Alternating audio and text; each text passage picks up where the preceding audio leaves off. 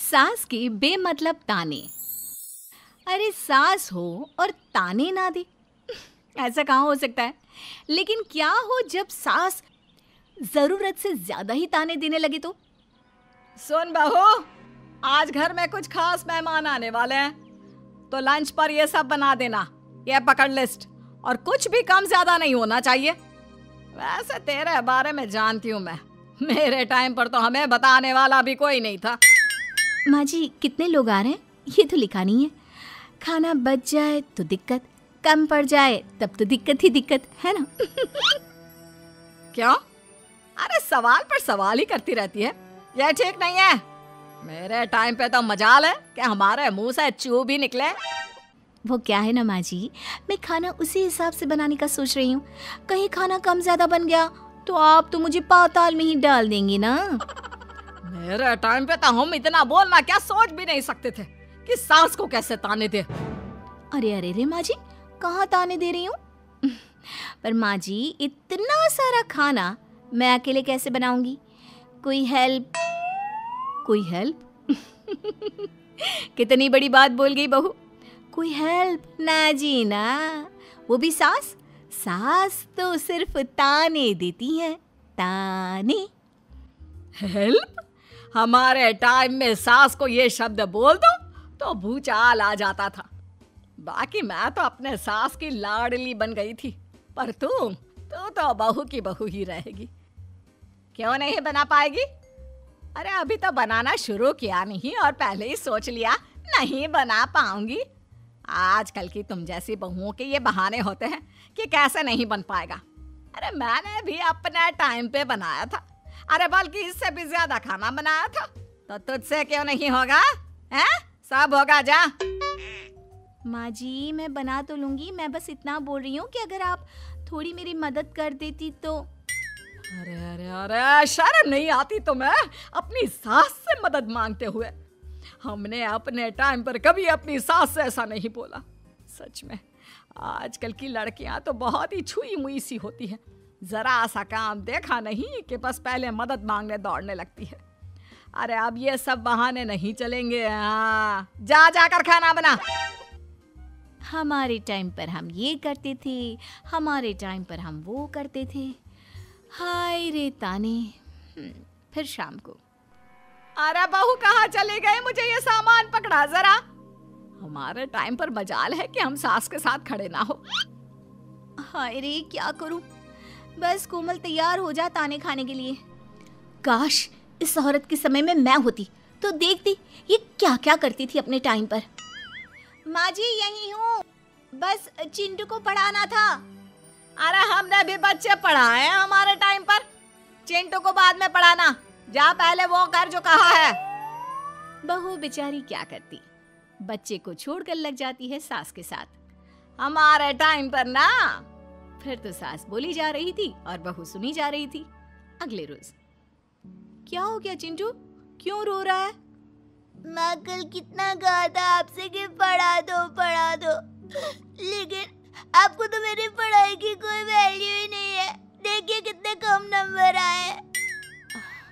अरे कोई बात नहीं बेटा, फेल तो नहीं है ना।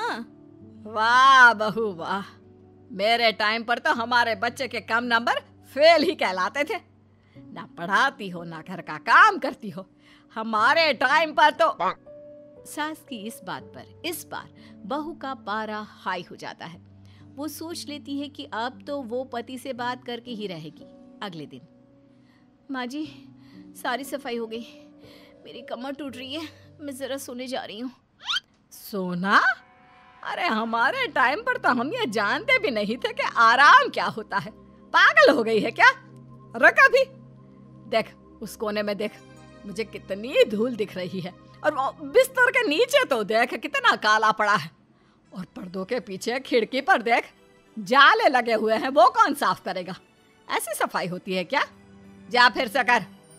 मैं तो घर में एक दिन का गंदगी नहीं आने देती थी, लेकिन जब से तू आई है घर की हालत ही खस्ता कर दी है। अरे माँ तो तू कहाँ गई? तू भी तो यही है। वैसे माँ मैंने कभी तुझे सफाई करते नहीं देखा। जब से ये आई है न जाने आप में कौन सा सफाई का कीड़ा चला गया है। हाय रे, हमारे टाइम पर तो पति कभी बीवी की तरफ से बोल दे तो समझो घर का बंटवारा, और यह घर तो मेरे ही नाम से है। तो बेटा निकल ले बीवी को लेकर। हमारे टाइम पर तो। अरे कैसी बात कर रही हो माँ, मैं तो बस मजाक कर रहा था। इतनी कम सैलरी में मैं कहाँ अलग रह सकता हूँ।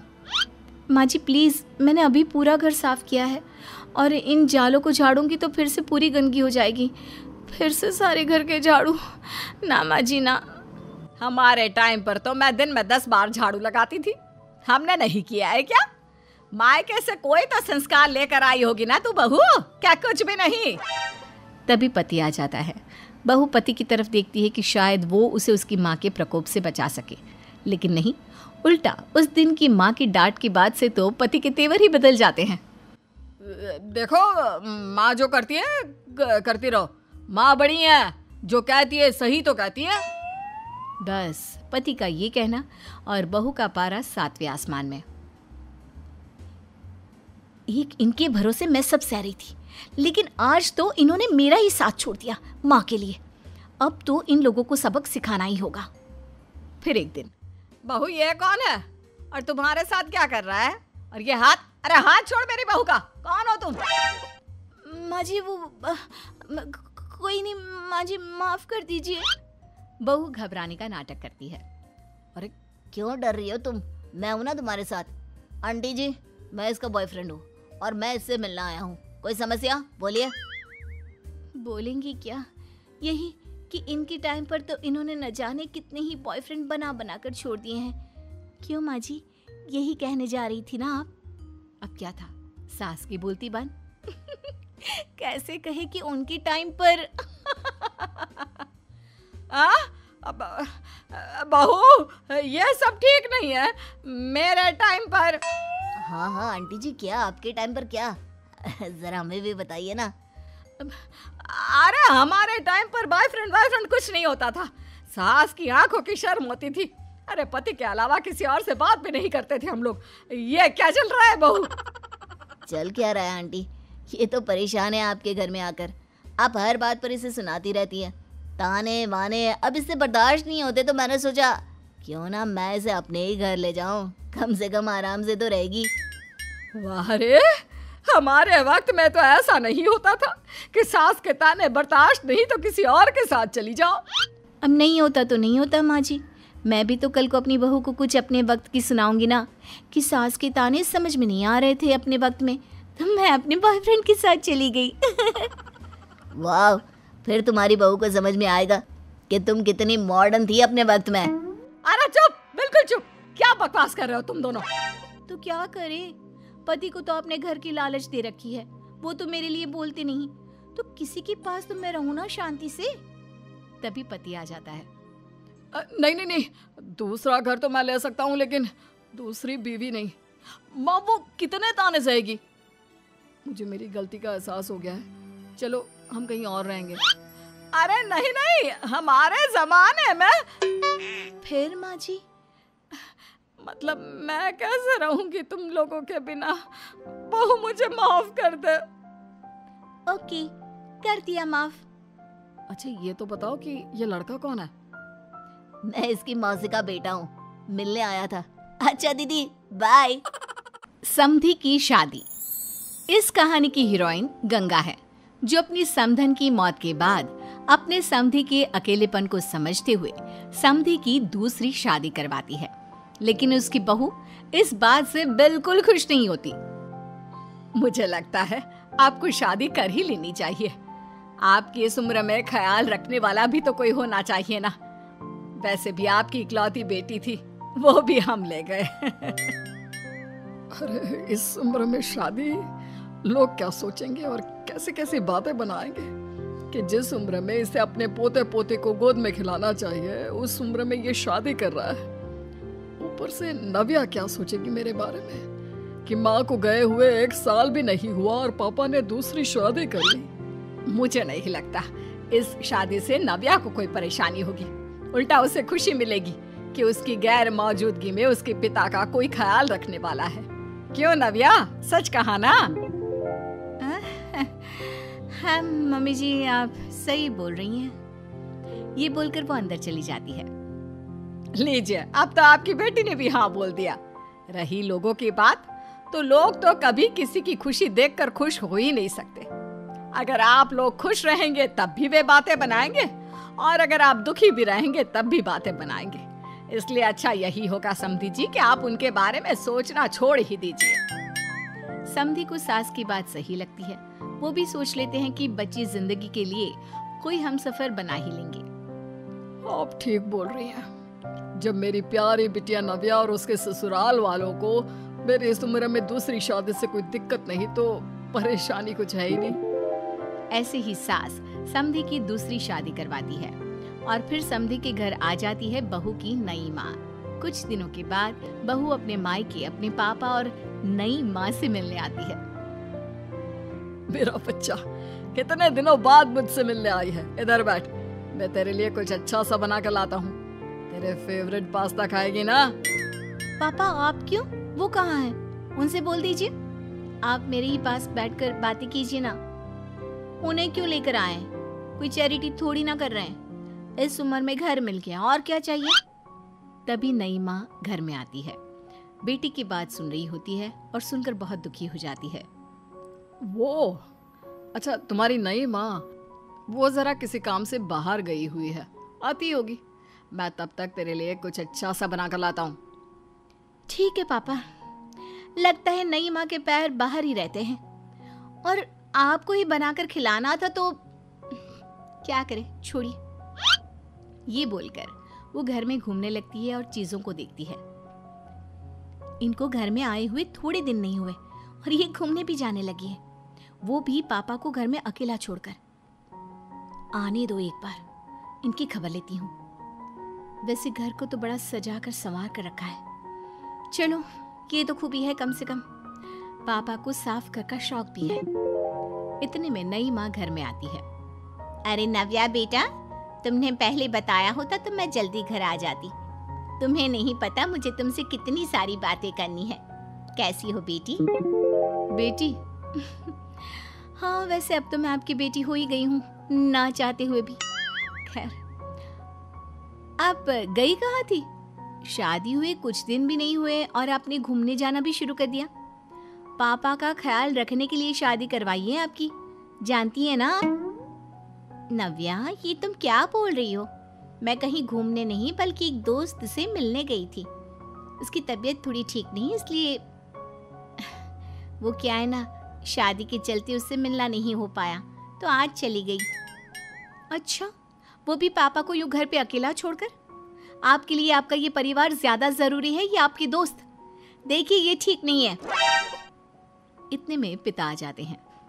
अच्छा, तुम आ गए। आओ, चलो तीनों मिलकर बैठ के खूब सारी बातें करते हैं। माँ कुछ नहीं कहती, चुपचाप अंदर चली जाती है। ऐसे ही बहू जब भी अपने मायके आती, अपनी नई माँ से ऐसे ही बात करती। नई माँ बहू के इस बर्ताव से परेशान होकर उसकी सास को बताती है। देखिए माना, वो बेटी है, लेकिन मैंने भी शादी की है। वो बेटी कम, सास सा व्यवहार ज्यादा करती है। अब छोटी है तो कुछ कहना ठीक नहीं लगता। बाकी शादी का रिश्ता लेकर तो आप आई थी, इसलिए आपको बता रही हूँ। मैं शादी करके बहुत पछता रही हूँ। अरे परेशान ना हो, मैं बहू से बात करती हूँ। तभी थोड़ी ही देर में बहू ससुराल आ जाती है। बहू कहाँ थी अब तक? तुम्हें पता है क्या टाइम हो रहा है? अब माँ जी, मैं अपनी एक सहेली से मिलने गई थी, और माँ जी अभी तो 7 बज रहे हैं। अरे इतना लेट कोई घर आने का टाइम है? आज के बाद 6 बजे के बाद तुम घर आई तो तुम्हें घर में एंट्री नहीं मिलेगी। सास बहू के साथ बिल्कुल वैसा ही व्यवहार करती है जैसा वो अपनी नई माँ के साथ कर रही होती है। न जाने माँ जी को क्या हो गया है। मैं कितनी खुश थी कि मायके जैसा ससुराल मिला है।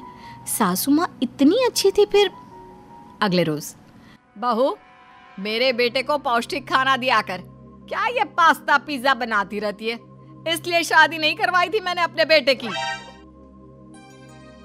ठीक है माँ, मैं बना दिया करूँगी ऐसा खाना। लेकिन माँ जी, आपको हुआ क्या है? पहले तो कभी आपने ऐसा नहीं किया, तो ये अचानक से मुझसे कोई गलती हो गई है क्या माँ? क्यों? ऐसे नहीं बोल सकती। समझ ले, ये तेरी सास का हुक्म है।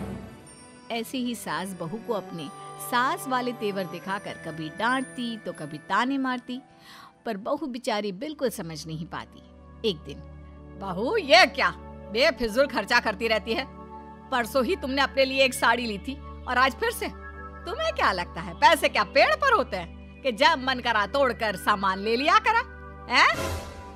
वो माँ जी बहुत अच्छी लगी तो ले आई।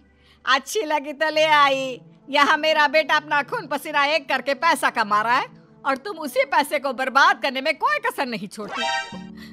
माँ जी आप मुझे ऐसा क्यों बोल रही है? मैं आज के बाद कभी शॉपिंग पर नहीं जाऊंगी, लेकिन प्लीज आप मुझसे ऐसा बर्ताव मत कीजिए। इससे पहले कभी आपने मुझे छोटी छोटी चीजों के लिए नहीं डांटा। ये अचानक ऐसा क्यों? मुझे बिल्कुल अच्छा नहीं लग रहा। देख बहू, मैंने तेरे साथ जब टिपिकल सास जैसा बर्ताव किया तो तुझे इतना बुरा लगा। सोच तेरी नई माँ को कैसा लगता होगा जब तू उनके साथ हमेशा ऐसा बर्ताव करती है। तो माँ जी आपने इतना सब कुछ बस इसलिए किया? आप मुझसे नाराज नहीं हो, गुस्सा नहीं हो? नहीं बहू, मैं तुझसे गुस्सा क्यों होंगी? मैं तो तुझे बस इतना समझाना चाहती हूँ कि अपनी नई माँ से सास जैसा बर्ताव करना बंद कर दे। उनको बिल्कुल अच्छा नहीं लगता।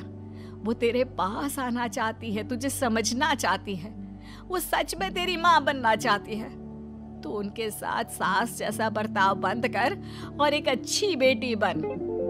अब बहू को सास की बात समझ में आती है और वो बहू जैसा बर्ताव करती है।